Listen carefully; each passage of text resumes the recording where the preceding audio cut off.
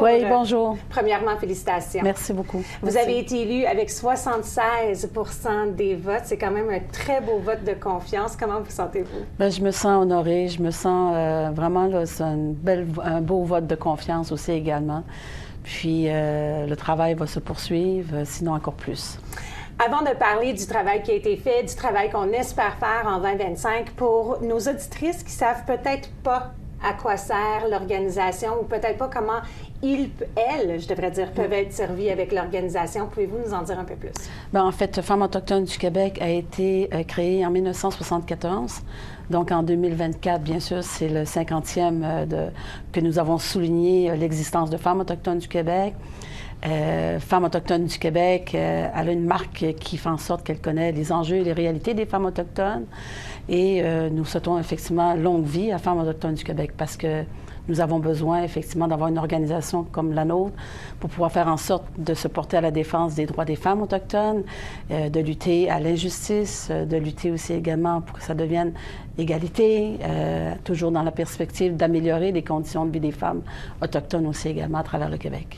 Dans les 50 dernières années, les enjeux ont probablement changé, mais il y en a probablement qui sont restés les mêmes aussi. Si vous regardez le tout début de l'organisation à maintenant, vous l'avez vu évoluer comment? Bien, ça évolue. Hein? Les années changent aussi, de nouveaux enjeux aussi également qu'il faut traiter et agir rapidement. On voit bien effectivement que la loi sur les Indiens est encore présente aussi à l'égard au niveau de la discrimination des femmes autochtones. Des enjeux se sont rajoutés en cours de route effectivement sur la violence que subissent les femmes autochtones, aussi également les femmes, les jeunes filles. Donc, les femmes disparues assassinées. Donc, c'est des dossiers qui sont majeurs, qui aussi alarmants, je vous dirais aussi également, parce que c'est quand même une crise nationale par rapport au niveau des femmes disparues assassinées. De notre côté, on se doit de poursuivre, sinon encore plus fort, de travailler sur ces enjeux-là pour que les femmes puissent vivre dans un environnement plus sécuritaire.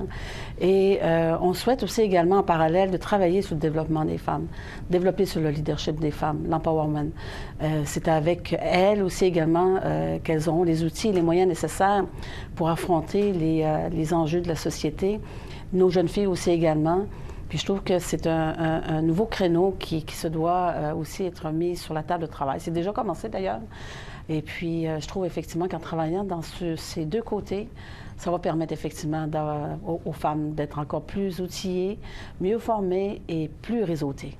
C'est très important, les enjeux que vous avez tous mentionnés. C'est des choses qu'on voit très, très, très présents aujourd'hui, surtout dans une année où est-ce que la voix des femmes, je trouve, a vraiment été entendue. La voix des Autochtones, des femmes autochtones, a vraiment été entendue. Vous avez travaillé sur plusieurs dossiers, comme qu'on vient de dire, dans les 3 dernières années. On est sur le point de commencer 2025, une nouvelle année, une carte blanche, un nouveau mandat. Exact. Le premier gros dossier que vous aimeriez vraiment peut-être... Travailler? Ouais. Oui, j'en ai fait part justement à l'Assemblée générale annuelle après mon élection. Le premier dossier qui est sur ma table de travail présentement, c'est celui de mettre les recommandations qui a été ressorties lors du Grand Sommet en 2024, parce que le Grand Sommet a permis effectivement de mobiliser 160 femmes de différentes nations, différentes générations, pour faire un retour sur notre passé, regarder les enjeux du passé, regarder les enjeux actuels, non seulement discuter et échanger sur ces enjeux-là, mais aussi de se tourner vers l'avenir. C'est quoi les pistes de solution? Je pense que la préoccupation des femmes et des filles autochtones, c'est vraiment nos générations futures. Donc, en ce sens, les femmes ont bien participé, ont mis à table des pistes de solutions. Et je retiens effectivement 4 orientations qu'elles ont dégagées par vote, aussi également parce qu'elles ont identifié les axes d'intervention. Donc, il est clair qu'il faut travailler sur le leadership des femmes autochtones et la gouvernance, la culture et l'identité, le développement socio-économique et le territoire changement climatique. Donc, les axes d'intervention sont là. Il suffit de prendre des pistes de solutions, de faire en sorte de prendre des recommandations et de créer un plan à court, moyen et long terme. Donc, ce sera un outil intéressant pour Femmes autochtones du Québec pour travailler sur les choses qui ont été mis sur la table par et pour les femmes autochtones. Vous avez dit que la génération future en est une qui est importante. Est-ce que vous la voyez très impliquée déjà auprès de l'organisation ou c'est quelque chose que vous ressentez qu'il va falloir aller chercher? Bien, au niveau de la GA, encore une fois, j'ai annoncé effectivement qu'il faut préparer la relève. OK. Ce sont nos leaders de demain. Et pour pouvoir préparer ces femmes leaders-là, ces jeunes femmes-là, ben, je pense que la clé une clé importante, c'est celui au niveau de l'éducation.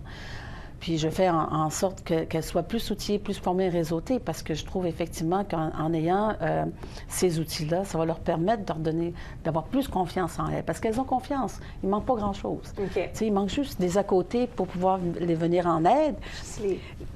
Oui, exact. Comme ça, puis de leur donner, puis de leur dire que oui, vous êtes des femmes courageuses. On a cette résilience-là en nous, les femmes autochtones et les jeunes filles autochtones.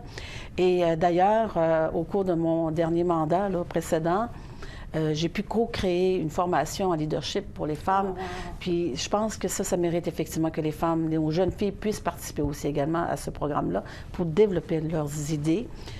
Le leadership est important. La gouvernance, c'est des droits. Et les droits des femmes, il y en a. Et je pense que en ayant ces droits-là aussi également, ça va permettre aux femmes d'être encore plus rassurées et d'aller de l'avant aussi également parce qu'elles ont des droits. Notre entrevue a passé vraiment trop vite. J'avais plusieurs questions que j'aurais voulu parler avec vous. Vous êtes vraiment facile d'approche et j'espère que les jeunes qui nous écoutent aujourd'hui vont vouloir faire part de ce qu'ils peuvent faire pour l'organisation et pour la communauté au complet. Je vous remercie tellement d'être avec nous et je vous souhaite bonne chance dans votre deuxième mandat. Ça fait plaisir.